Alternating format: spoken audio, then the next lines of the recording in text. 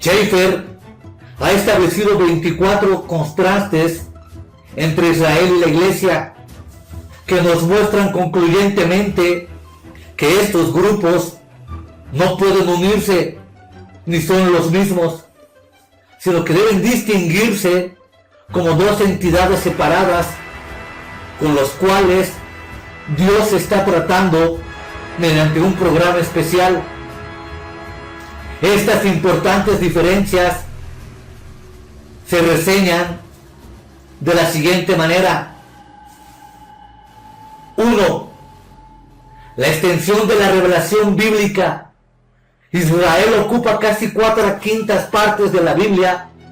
La iglesia solo ocupa como 1/5 parte.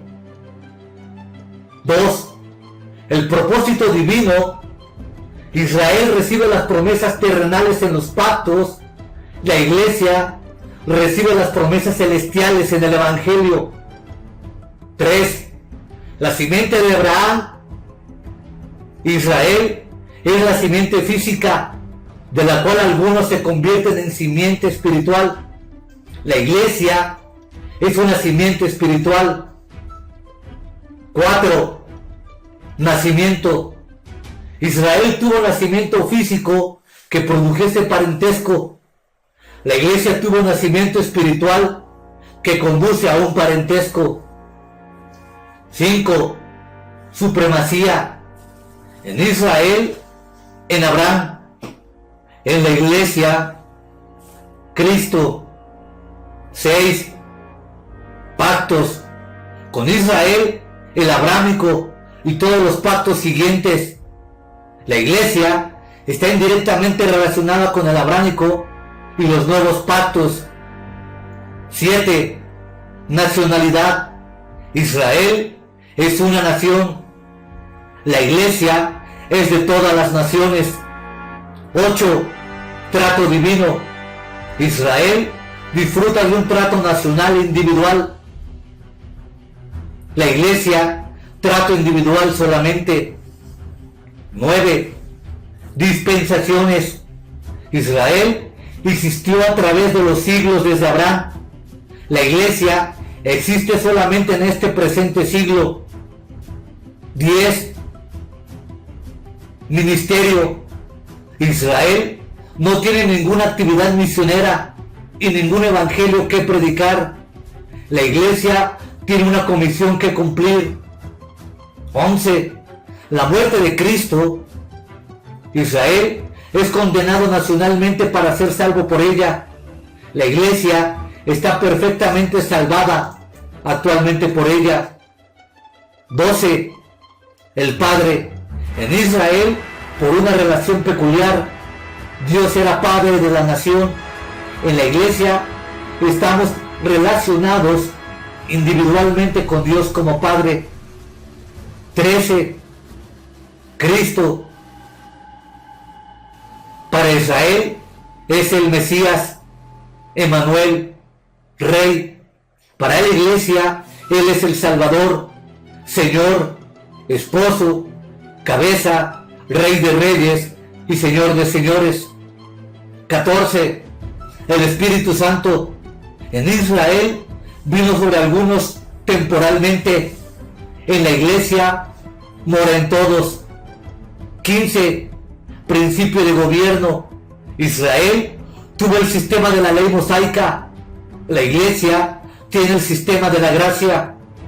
16. Capacidad divina. Israel no tiene ninguna. La iglesia es morada del Espíritu Santo. 17. Dos discursos de despedida. Para Israel, el discurso del Olivet. Para la iglesia, el discurso del aposento alto. 18. La promesa del retorno de Cristo. Para Israel, vendrá poder y gloria para hacer juicio. Para la iglesia, vendrá con el fin de llevarnos consigo. 19. Posición. Israel es un siervo. La iglesia se compone de miembros de la familia. 20. Reino terrenal de Cristo. Israel es súbito. La iglesia es corregente. 21, sacerdocio. Israel tuvo un sacerdocio, la iglesia es un sacerdocio. 22, matrimonio. Israel fue esposa infiel, la iglesia es la esposa. 23, juicios. Israel debe enfrentarse al juicio, la iglesia es librada de todo juicio.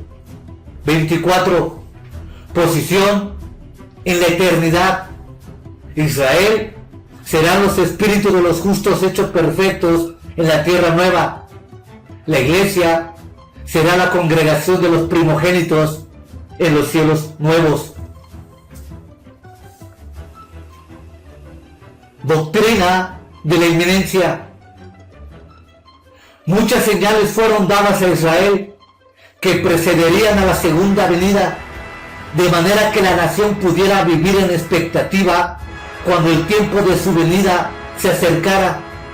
Aunque Israel no podía saber el día ni la hora en que el Señor vendrá, sin embargo, ellos pueden saber que su redención se acerca mediante el cumplimiento de estas señales.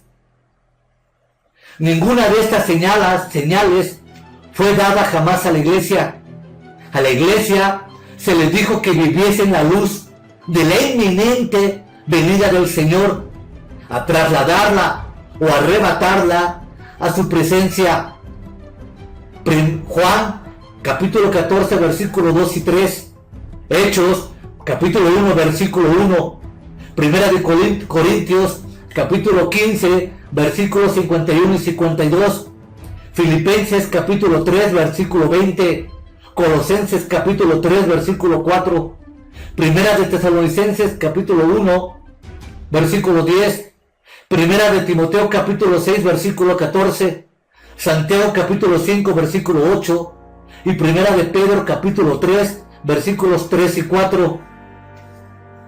Pasajes como Primera de Tesalonicenses y Tito 2:13 y Apocalipsis 3:3, todos advierten al creyente que deben estar esperando al Señor mismo, no señales que preceden a su venida. Es verdad que los eventos de la 70ª semana tendrán su presagio antes del traslado, pero el momento de la atención del creyente es dirigido siempre a Cristo, nunca a estos portentos. La doctrina de la inminencia o venida en cualquier momento no es una doctrina nueva originada con Darby, como se pretende especular, aunque él fue el que la clarificó, la sistematizó y la popularizó. Tal creencia en la inminencia caracterizó el premileniarismo de todos los padres de la iglesia primitiva, así como a los escritores del Nuevo Testamento. Aunque quizá la escatología de la iglesia primitiva no esté del todo clara en todos sus puntos, ya que este tema no era de consideración, sin embargo, la evidencia de que ellos creían en el inminente regreso de Cristo es clara. Este mismo punto de vista de la inminencia se ve claramente en los escritos de los reformadores, aun cuando ellos hayan tenido diferencias en cuestiones escatológicas. Así, Lutero escribió: yo creo que todas las señales que han de precedecer a los postreros días ya han aparecido. No pensemos que la venida de Cristo está muy lejana. Miremos hacia arriba con cabezas levantadas. Esperemos la venida de nuestro Redentor con una mente anhelante y alegre. Calvino también declara: la Escritura nos ordena de una manera uniforme esperar el retorno de Cristo.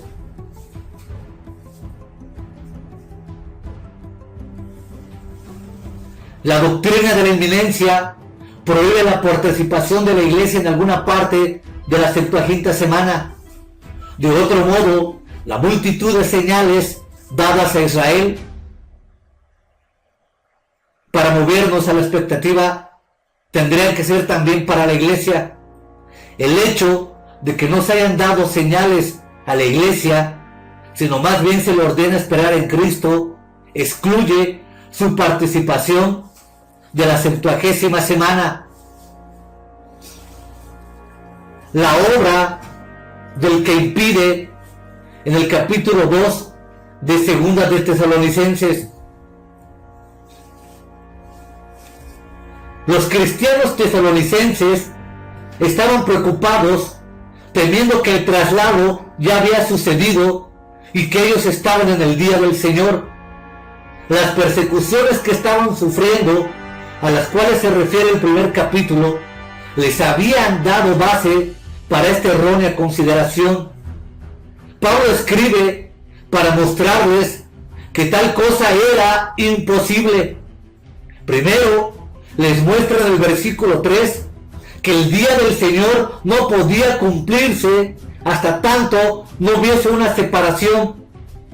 Si esta separación era un apartamiento de la fe o una salida de los asuntos de la tierra, como ya lo había mencionado en el versículo 1, es una discusión que está fuera de lugar aquí.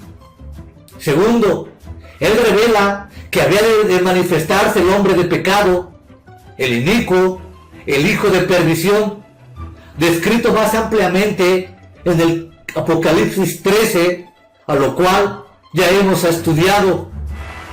El argumento de Pablo en el versículo 7 es que aunque el misterio de la iniquidad era operante en sus días, esto es, el sistema ilícito que había de culminar en la persona del anticristo, se estaba manifestando. Sin embargo, este inicuo no podía manifestarse tanto el que lo detenía no fuese quitado del medio. En otras palabras, alguien estaba impidiendo que el propósito de Satanás llegase a su culminación y seguirá llevando a cabo este ministerio hasta que sea removido. Versículos 7 y 8. Las explicaciones en cuanto a quién es el que impide son diversas. Algunos opinan que es el gobierno humano, las leyes, la iglesia visible. Sin embargo, estas no satisfacen, por cuanto todos estos continuarán en cierta medida después de la manifestación del hombre, o sea, el anticristo, aun cuando este es esencialmente un problema exegético. Parecería que el único que podría impedir y llevar a cabo el ministerio sería el Espíritu Santo. ¿Por qué? Porque el Espíritu Santo reside en la iglesia, que es su templo. Esta obra de impedimento continuará y el hombre de pecado no podrá manifestarse. Solo cuando la iglesia, el templo, sea quitada, este ministerio de impedimento cesará y la iniquidad conducirá al anticristo. Debe notarse que el Espíritu Santo no cesa en su ministerio con la remoción de la iglesia, ni deja de ser omnipresente con la remoción de ella, pero el ministerio de impedimento sí cesará. De esta manera, el ministerio del que impide, que continuará mientras su templo esté en la tierra, y que debe cesar antes que el anticristo pueda ser manifestado, requiere el traslado de la iglesia antes de la tribulación, ya que Daniel capítulo 9 versículo 27 revela que el anticristo se manifestará al principio de la 70ª semana. Necesidad de un intervalo. La palabra apantesis, del griego encuentro, se usa en Hechos capítulo 28 versículo 15 con la idea de encontrarse para regresar con frecuencia se discute que esa misma palabra usada en Primera de Tesalonicenses capítulo 4 versículo 17 tiene la misma idea, y por lo tanto la iglesia debe ser arrebatada para regresar instantáneamente, inmediatamente con el Señor a la tierra, y así niega y hace imposible cualquier intervalo entre el traslado y el retorno. La palabra griega posible no requiere tal interpretación, y además ciertos eventos predichos en relación con la iglesia después de su traslación hace tal interpretación imposible. ¿Por qué?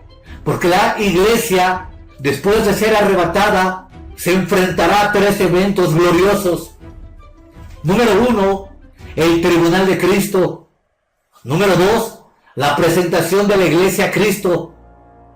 Y 3, las bodas del Cordero.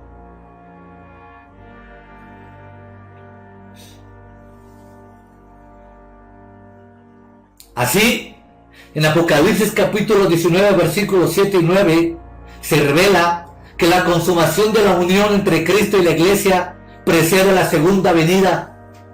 Esto está claramente expuesto en los videos de la serie Apocalipsis. Por eso se diseñó la primera temporada del Apocalipsis, para después poder adentrarnos en estudios más profundos acerca de la escatología. Se recomienda encarecidamente que se vean primero los 22 videos para tener un panorama general y claro acerca de los eventos del porvenir unidos al Apocalipsis. Así se ve el rey haciendo el papel de esposo en su venida, con lo cual se indica que las bodas han sucedido ya. Este evento asimismo requiere que ya haya pasado un periodo de tiempo y hace que el punto de vista del traslado y la manifestación como eventos simultáneos sea imposible.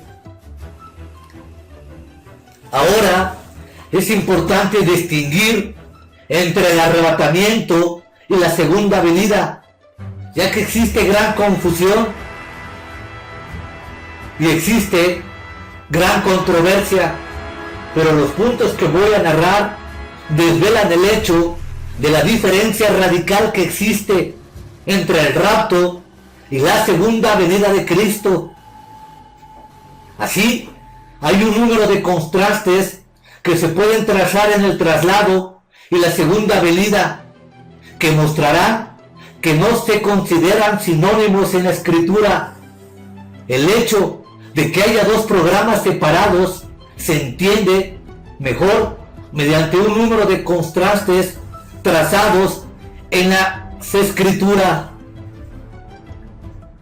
Así, las diferencias son enormes. Número 1, la traslación o el arrebatamiento envuelve la remoción de todos los creyentes, mientras que la segunda venida envuelve la aparición o manifestación del Hijo. Número 2, la traslación se refiere a los santos arrebatados en el aire, y en la segunda venida Él regresa a la tierra. 3, en el arrebatamiento Cristo viene a reclamar a una esposa, pero en la segunda venida Él regresa con la esposa. 4, el arrebatamiento conduce a la remoción de la iglesia y a la iniciación de la tribulación, y la segunda venida conduce al establecimiento del reino milenario. 5, el arrebatamiento es inminente, mientras que la segunda venida es precedida por una multitud de señales. 6, la traslación trae un mensaje de consuelo, mientras que la segunda venida está acompañada por un mensaje de juicio. 7, el arrebatamiento está relacionado con el programa para la iglesia, mientras que la segunda venida de Cristo está relacionada con el programa para Israel y el mundo. 8, el arrebatamiento es un misterio, mientras que la segunda venida es predicha entre ambos testamentos y en ambos testamentos. 9, en la traslación los creyentes serán juzgados en el bimá de Cristo, pero en la segunda venida los gentiles e Israel serán juzgados. 10. El arrebatamiento deja la creación inalterable, mientras que en la segunda venida envuelve el cambio de la creación. 11. En el arrebatamiento los gentiles no serán afectados, mientras que en la segunda venida los gentiles serán juzgados. 12. En la traslación los pactos con Israel no se cumplen, pero en la segunda venida todos sus pactos se cumplen. 13. El arrebatamiento no tiene ninguna relación particular con el programa de Dios con respecto al mal, mientras que en la segunda venida de Cristo el mal será juzgado. 14. Se dice que el arrebatamiento tendrá lugar antes del día de la ira, pero la segunda venida le sigue. 15. La traslación es para los creyentes solamente, pero la segunda venida tiene su efecto sobre los hombres. 16. La expectativa de la iglesia con respecto al arrebatamiento es que el Señor está cerca. Filipenses capítulo 4, versículo 5. Mientras que la expectativa de Israel en la segunda venida es la de ser introducido al reino. Estos y otras diferencias que puedan presentarse sostienen el argumento que son dos programas totalmente diferentes y no pueden unificarse en un solo evento.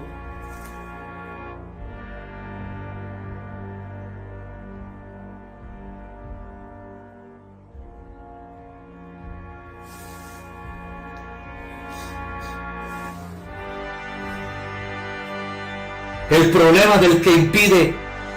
Primera de Tesalonicenses capítulo 4, versículos 13 y 18.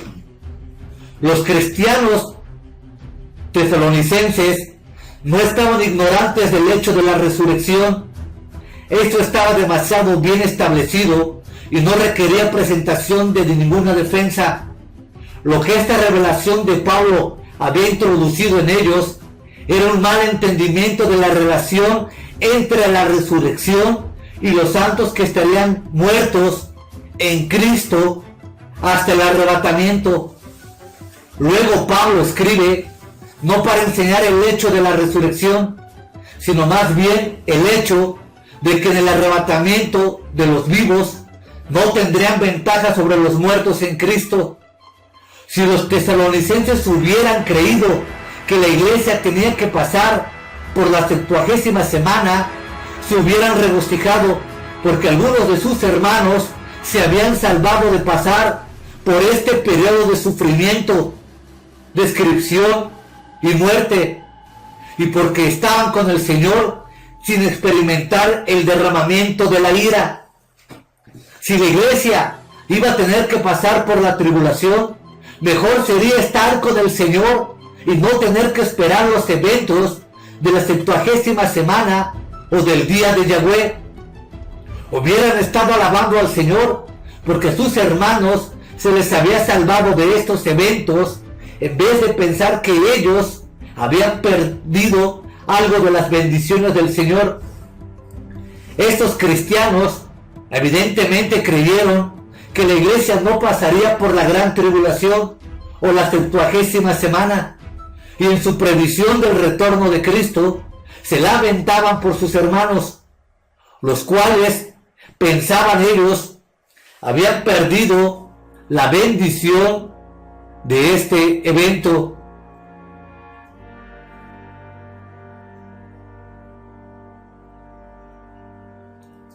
El anuncio de paz y seguridad. En 1 de Tesalonicenses 5:3, Pablo le dice a la iglesia de Tesalónica que el día del Señor vendrá después del anuncio de paz y seguridad. Esta falsa seguridad hará caer a muchos en un estado de letargo en relación con el día del Señor, de manera que ese día vendrá como ladrón.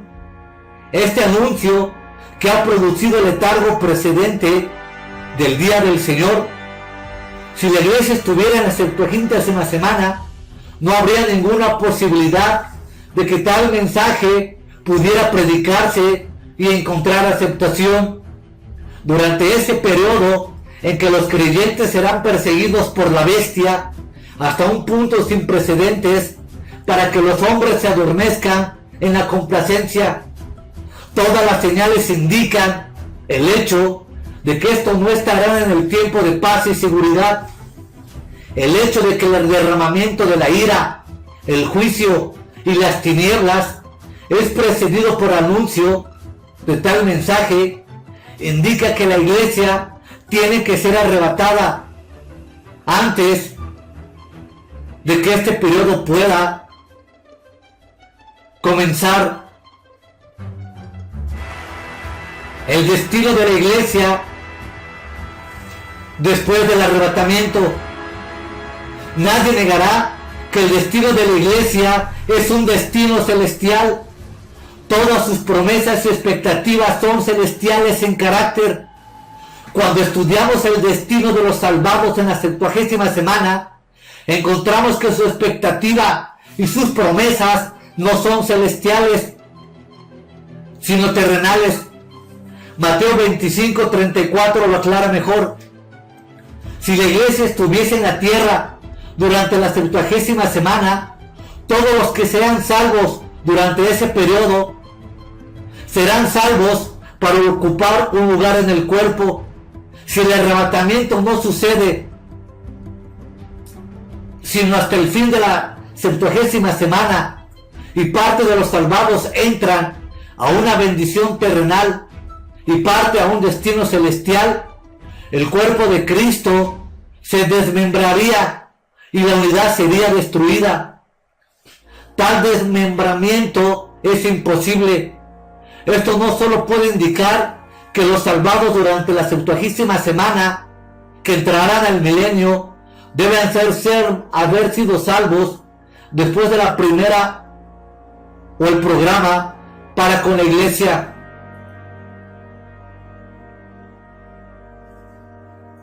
Así se ha dado un panorama general del arrebatamiento. El arrebatamiento, la doctrina de la inminencia y las diferencias entre Israel y la iglesia son doctrinas bíblicas, históricas, que no pueden ser negadas. Solo los apóstatas, los mentirosos, los falsarios de esta edad moderna pretenden negar semejante doctrina. Pero la doctrina del arrebatamiento es una doctrina bíblica predicada, anunciada por nuestro Señor y Salvador Jesucristo. Estemos pues a la expectativa, porque el retorno de Jesús sucede en cualquier momento.